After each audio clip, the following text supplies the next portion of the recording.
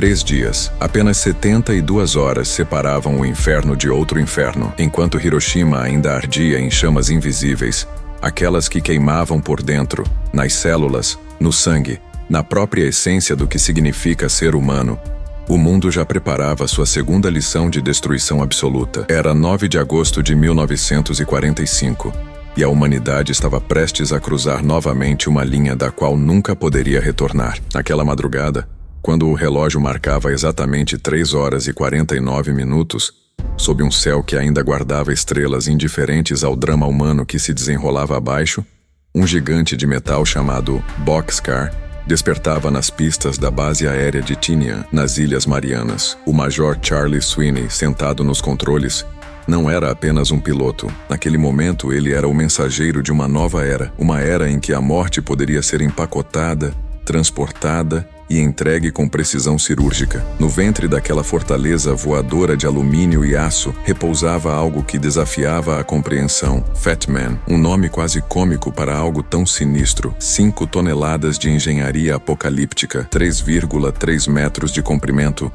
1,5 metros de diâmetro. Mas o verdadeiro terror não estava em suas dimensões externas. Estava no coração, naqueles 6,2 quilogramas de plutônio que pulsavam com uma promessa. A promessa de liberar o mesmo poder que acende as estrelas. Vocês conseguem imaginar? Conseguem visualizar o peso daquele momento? Não o peso físico da bomba, mas o peso moral, histórico, existencial. Ali estava a segunda bomba atômica que seria lançada sobre seres humanos. A primeira tinha sido um teste macabro da nova realidade.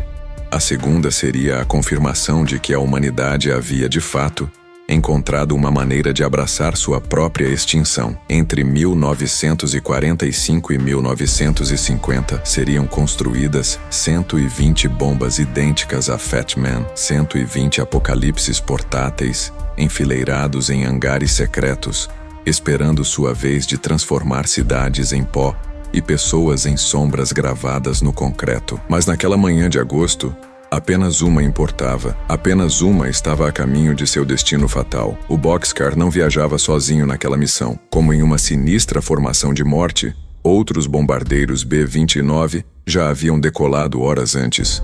O Enola Gay, sim, aquele mesmo que 3 dias antes havia escrito seu nome na história com sangue e fogo sobre Hiroshima, agora voava novamente, desta vez pilotado pelo capitão George Marquardt, com a missão de avaliar as condições climáticas sobre Kokura, o alvo primário. O Lagging Dragon, sob o comando de Charles McKnight, fazia o mesmo reconhecimento sobre Nagasaki. Acompanhando o Boxcar estavam The Great Artist, carregando instrumentos científicos para medir os efeitos da detonação, como se a destruição precisasse ser quantificada, catalogada, transformada em dados frios para relatórios que seriam lidos por homens de paletó em salas com ar-condicionado, e o Big Stink, equipado com câmeras fotográficas e de vídeo para registrar o apocalipse, porque aparentemente não bastava criar o horror, era preciso também documentá-lo para a posteridade. Havia ainda o F-13, que deveria se juntar à formação no meio do caminho, mas que falhou o ponto de encontro, perdendo-se nas nuvens da história como uma nota de rodapé esquecida em um capítulo escrito com fogo. O amanhecer sobre o Pacífico naquela manhã deve ter sido magnífico. O sol nascendo sobre águas que refletiam dourado e carmim, sem saber, ou talvez sabendo em sua indiferença cósmica, que aquela seria uma das manhãs mais trágicas da história humana. A natureza continuava seu ciclo impassível, enquanto homens preparavam-se para desafiar as próprias leis naturais. Quando o Boxcar começou a aproximar-se do território japonês, a tripulação mantinha aquele silêncio tenso que precede eventos monumentais. Cada homem ali dentro sabia exatamente o que carregavam. Cada um deles havia sido cuidadosamente selecionado, treinado, preparado. Mas nenhum treinamento pode realmente preparar alguém para ser o instrumento da morte de dezenas de milhares de pessoas. Kokura era o alvo principal. Uma cidade industrial, um centro de produção militar, um objetivo estratégico legítimo segundo a lógica fria da guerra. Mas quando o Boxcar começou a sobrevoar a cidade, foi como se o próprio céu conspirasse para salvá-la. Nuvens densas, impenetráveis, cobriam completamente o alvo. 50 minutos. Por 50 minutos intermináveis, o bombardeiro circulou sobre Kokura, como um abutre metálico procurando uma brecha nas nuvens para entregar sua carga mortal. Mas a sorte, se é que podemos chamar assim, estava com Kokura naquele dia. As defesas antiaéreas japonesas começaram a aproximar-se perigosamente, traçando no céu aquelas linhas de fogo que buscavam derrubar o gigante de alumínio. O risco de aparecerem caças japoneses aumentava a cada minuto que passava. Major Sweeney enfrentava uma decisão impossível: insistir no alvo original e arriscar perder a bomba, a tripulação e a própria missão, ou seguir para o plano B. Ele escolheu o plano B. Ele escolheu Nagasaki. Pensem por um momento no absurdo trágico desse momento. As pessoas de Kokura acordaram naquela manhã sem saber que haviam acabado de escapar de ser vaporizadas. Não houve decisão heróica, não houve defesa brilhante, apenas nuvens. Nuvens comuns, feitas de vapor de água, salvaram uma cidade inteira. Enquanto isso, Nagasaki, que naquele momento despertava para mais um dia de trabalho, de rotina, de vida, estava prestes a ter seu destino selado por uma decisão tomada a milhares de metros de altura. Nagasaki não era uma escolha aleatória como alvo secundário. Era um dos principais portos do Japão, um colosso industrial que alimentava a máquina de guerra japonesa. Suas fábricas produziam uma parte significativa de todas as munições consumidas pelo exército imperial. Era uma cidade de 263 mil almas. 263 mil pessoas vivendo suas vidas. Trabalhadores acordando para mais um dia na fábrica. Crianças preparando-se para brincar. Mães cozinhando o café da manhã.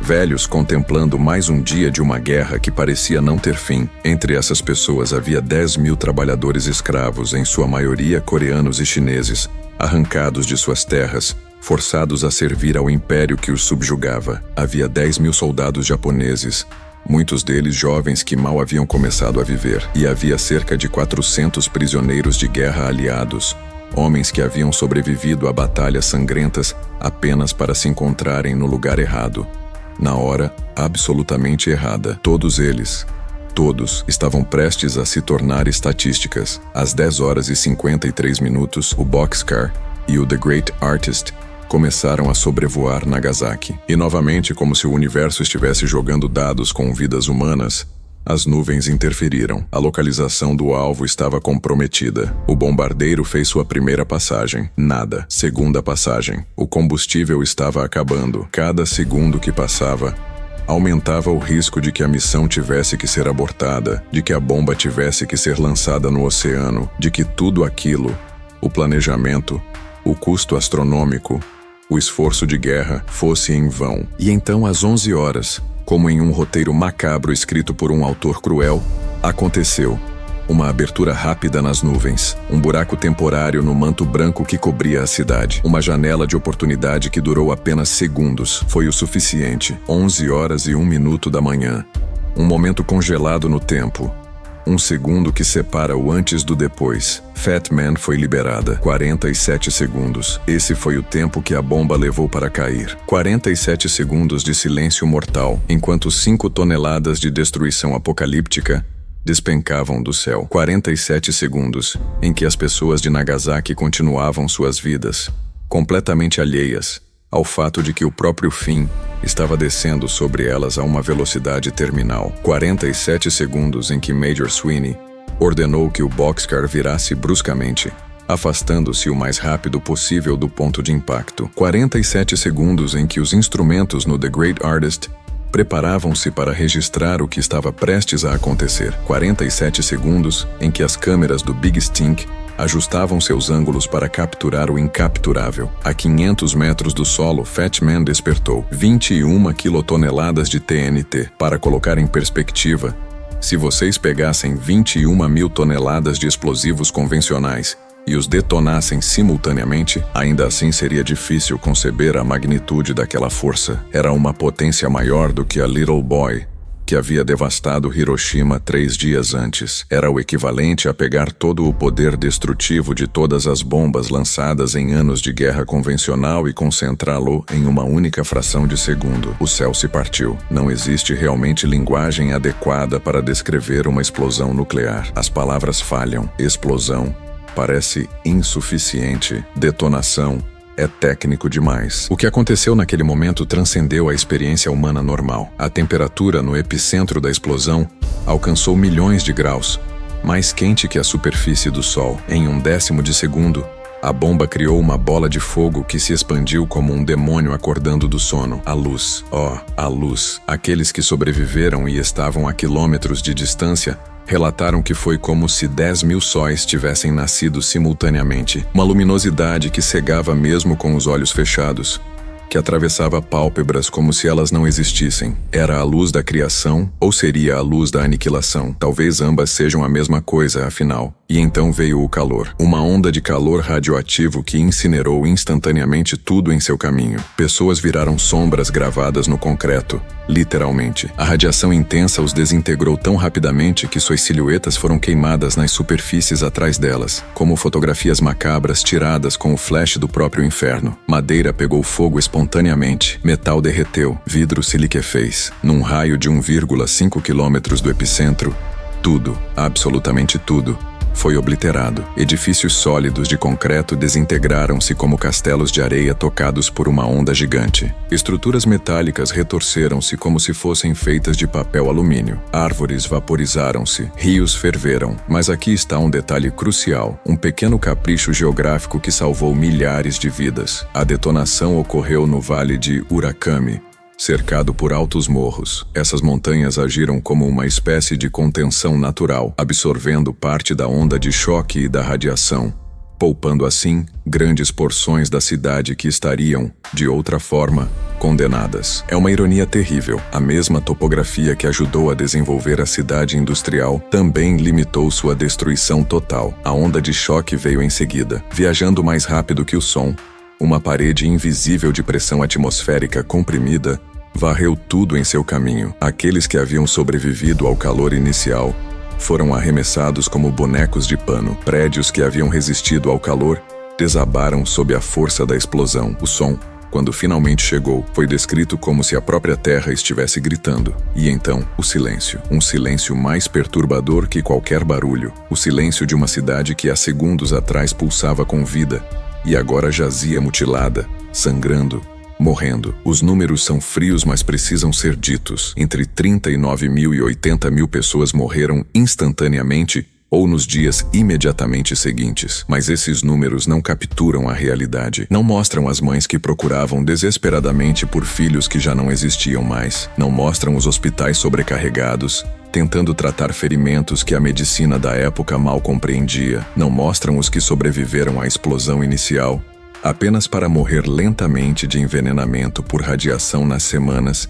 meses e anos seguintes, seus corpos traindo-os de dentro para fora, células se recusando a se dividir, medula óssea falhando, sistemas imunológicos colapsando. Dentro do boxcar, após o lançamento da bomba, a realidade era igualmente sombria, embora de natureza diferente. A tripulação constatou que não tinham combustível suficiente para retornar a Tinian. O bombardeiro, após cumprir sua missão apocalíptica, enfrentava agora sua própria luta pela sobrevivência. Definiram como local de pouso emergencial a base aérea de Okinawa, que ficava aproximadamente no meio do caminho. A aterrissagem foi complicada e perigosa. O boxcar estava praticamente sem combustível, operando com apenas 3 dos 4 motores. Mas eles conseguiram. Eles sobreviveram. Diferentemente das dezenas de milhares que haviam acabado de matar. Naquele mesmo 9 de agosto de 1945, enquanto Nagasaki ardia, o Japão encontrava-se diante de uma situação militar que só pode ser descrita como catastrófica. Não bastasse ter sido atacado por 2 armas que redefiniam o próprio conceito de destruição, a União Soviética, que havia mantido um pacto de não agressão durante a maior parte da guerra, acabara de declarar guerra. As forças do Exército Vermelho já marchavam pela Manchúria, varrendo as tropas japonesas com uma eficiência brutal. E ainda assim, e aqui reside talvez o aspecto mais perturbador de toda essa história, o alto comando militar japonês estava convencido de que a guerra deveria continuar. Mesmo vendo suas cidades sendo literalmente apagadas do mapa, mesmo vendo seus soldados sendo massacrados em 2 frentes, a máquina militar japonesa se recusava a aceitar a derrota. Eles acreditavam que as defesas montadas no interior das ilhas principais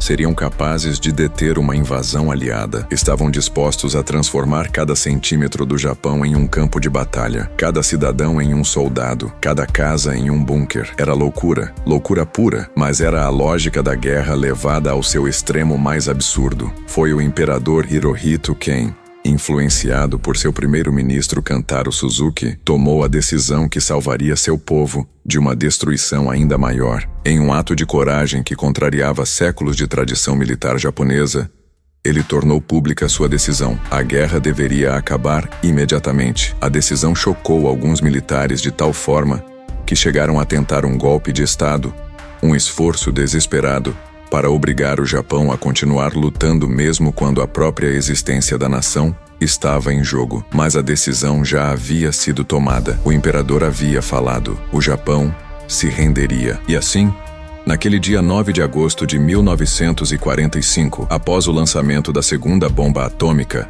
após a invasão soviética da Manchúria, após anos de morte e destruição, o país decidia colocar um fim em uma guerra que havia começado em 1931. 14 anos de conflito, expansão, brutalidade e, finalmente, aniquilação. Mas o que aprendemos? O que essa história nos ensina?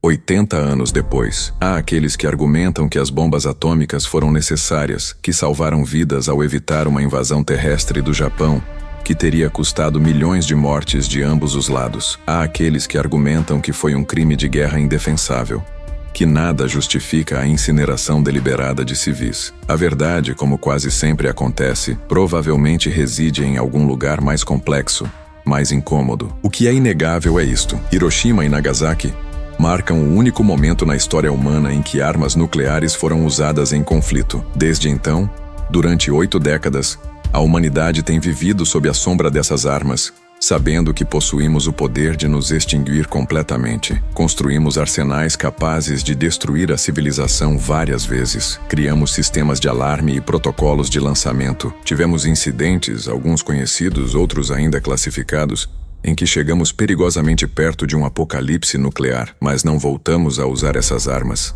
Ainda não. Nagasaki representa tanto o pior quanto o melhor da humanidade. O pior porque mostra até onde podemos ir em nossa capacidade de destruir. O melhor porque, desde então, conseguimos reconhecer o abismo que criamos e, até agora, recuar dele. Os sobreviventes de Nagasaki, os Hibakusha, como são conhecidos, carregaram durante décadas as cicatrizes físicas e psicológicas daquele dia. Muitos enfrentaram discriminação, medo, rejeição, mas muitos também se tornaram vozes poderosas pela paz, viajando o mundo, contando suas histórias, implorando para que a humanidade nunca esqueça o que aconteceu naquelas manhãs de agosto de 1945, porque esquecer seria o maior crime de todos. Hoje, quando olhamos para Nagasaki, vemos uma cidade vibrante, moderna, reconstruída. A vida encontrou um caminho, como sempre encontra. As pessoas continuam vivendo, amando, criando famílias,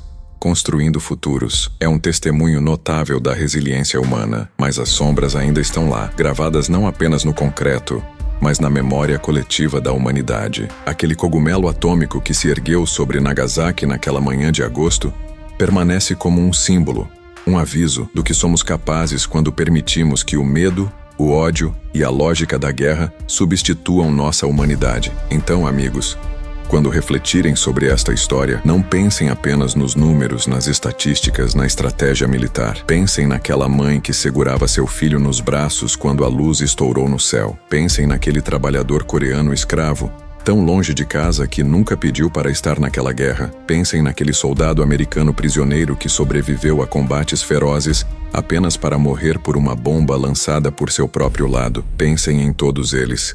Lembrem-se de todos eles. Porque no final, essa não é apenas uma história sobre guerra, estratégia ou política. É uma história sobre escolhas, sobre as decisões que fazemos quando enfrentamos o inimaginável, sobre o preço que pagamos e fazemos outros pagarem por essas decisões. E é uma história que ainda não terminou. Enquanto existirem armas nucleares, enquanto existir a possibilidade de outro Nagasaki, outro Hiroshima, essa história continua se desenrolando. A questão que fica é: Como vamos escolher escrevê-la daqui em diante? O céu se partiu sobre Nagasaki há 80 anos, mas cabe a nós garantir que nunca mais se parta assim, não sobre nenhuma cidade, não sobre nenhum povo, nunca mais. Essa é a lição, essa é a promessa que devemos fazer àqueles que morreram naquele dia de agosto, e essa é a responsabilidade que carregamos.